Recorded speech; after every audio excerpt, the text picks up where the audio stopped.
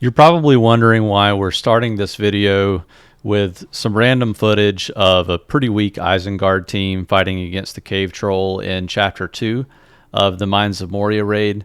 Well, you're about to find out because I'm submitting this run and I'm going to run in and do my guild rewards. I'm a little bit late to the party with this, but I wanted to bring you a video showcasing Gandalf the Grey. This is where I unlock Gandalf. I'm getting my last shard here. It's really cool. This is one of the first times I was able to get more than 2.175 million in Chapter 2, and I was able to get that Gandalf unlock. Gandalf he's a very interesting character. His kit is quite unique because he has this ability called You Cannot Pass, and You Cannot Pass basically heals Gandalf up completely, and it allows him to take another turn, or he will, on his next turn, he's going to do something massive. It doesn't matter which ability he uses, he's going to do something that pretty much no other character in the game can do. It's sort of a broken ability, and I call it the break glass in case of emergency ability because basically he does it and then he's gone. There's a lot of thematic elements to that, I suppose, with him saving the Fellowship in the Mines of Moria from the Balrog. I've been investing fairly heavily into Gandalf over the last couple of weeks or so, ever since I unlocked him, and I'm very impressed by him as a character. I do believe that he has a lot of viability at 5 stars in the Mines of Moria raid.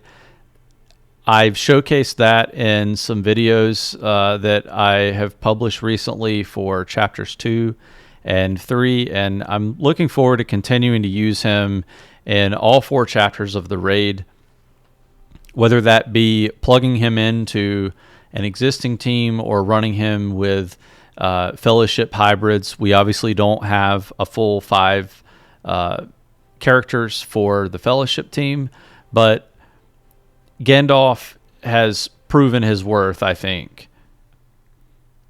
Just taking a look at some of his abilities, you'll notice that I don't even have any tier 6 abilities yet, and I'm able to get some pretty substantial scores out of Gandalf and his team despite that. So his leadership ability is going to give a lot of max health to Fellowship squad members, but it's also going to grant Istari's Gift.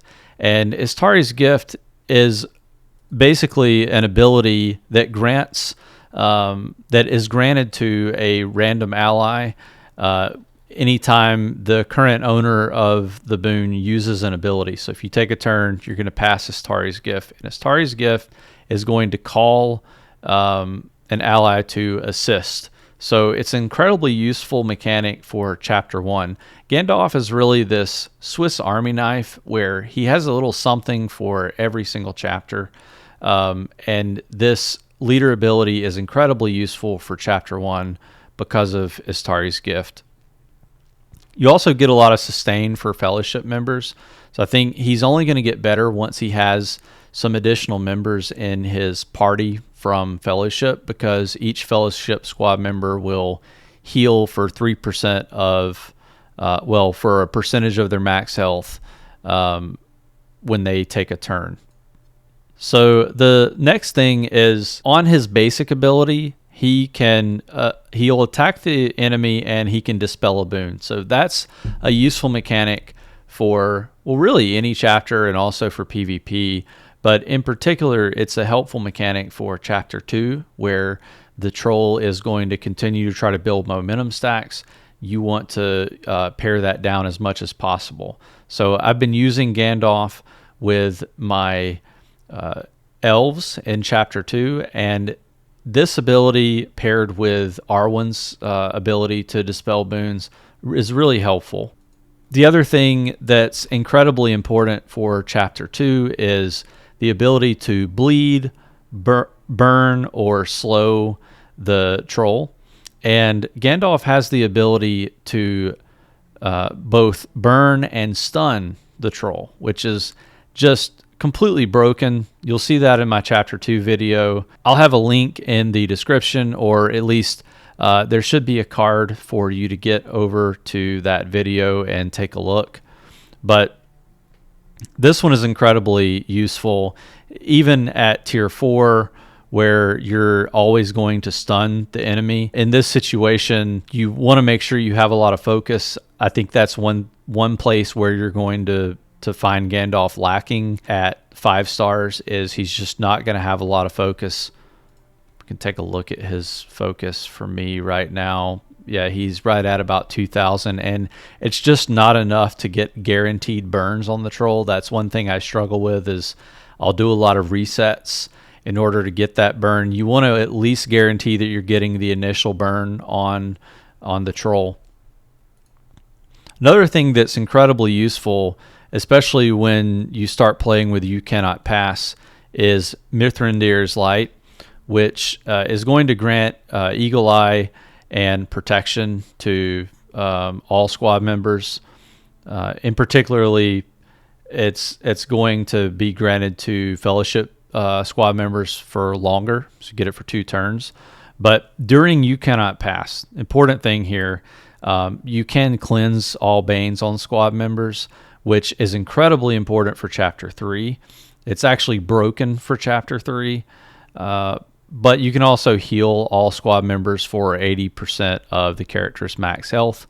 So being able to get the rest of your squad back up to full health, incredibly useful for dealing with the troll, also for dealing with the Balrog, and then cleansing all Banes. Again, if you are in a situation in Chapter 3 where you've got capture stacks on 2, 3, 4 members of your party, and you feel like the run's about to end, you hit You Cannot Pass, and really you want to time that where you're doing it before the train runs off the tracks. But you cannot pass, and you're just trying to get back around to that turn again where you can cleanse all the Banes, and it's like hitting a reset button. Yes, you lose Gandalf, but at that point you're probably going to be around, if you're trying to get a 900k run, you're probably going to be around the 600 to 700k range, and you cleanse all the Banes, you're probably going to be able to turn it back around and get to the 900k. So incredibly useful mechanic for several chapters of the raid. And then we can just quickly talk about this. So the passive for Gandalf, he's got on spawn and on death mechanics. On spawn, he's going to get immunity. He's going to gain stacks of defensive.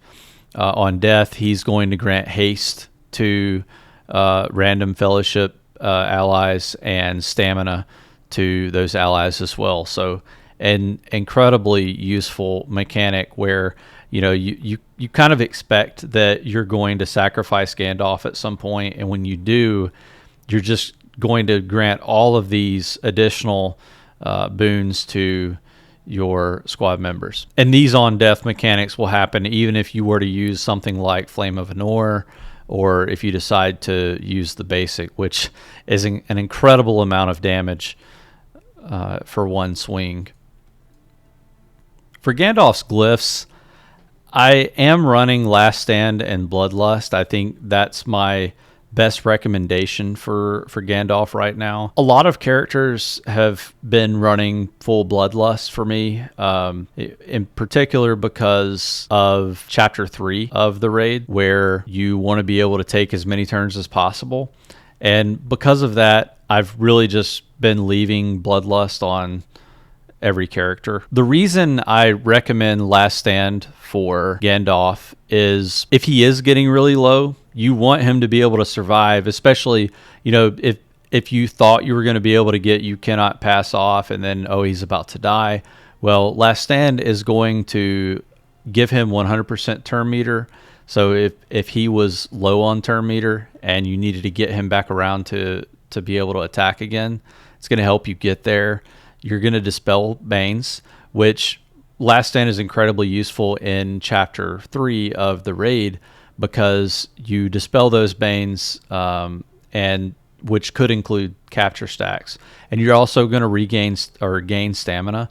So if you weren't close to getting back around to You Cannot Pass or one of your other abilities, it's going to help you get there. And then I'm pretty much running, even on characters where I'm not running full Bloodlust, I'm pretty much running Bloodlust for the minor glyph set, and that's what I've got for Gandalf here. As you can see, at 5 stars, his health pool is decent. It's not great. He does have pretty good damage. The focus is a problem. It's pretty low. Really need that to be a little bit higher, and for that reason, I do have one focus glyph attached to Gandalf. I'm considering whether I want to make this number 4 slot a focus glyph as well. Well, that's it. A relatively short video. Overall, for those who are close to unlocking Gandalf or who have already unlocked Gandalf, I highly recommend building him immediately. I think that he provides a lot of impact to players who may have not been able to get Thorin unlocked on the first go around. I'm included in that category, and so it's kind of nice to have a second legendary on my account. And I think it's going to be nice when now that a lot more guilds are able to hit chest 4 for those 15 Gandalf shards. It's going to be cool to see a lot more Gandalfs floating around very soon, and I think that a lot of you will find use for him in the raid pretty much right out of the gate.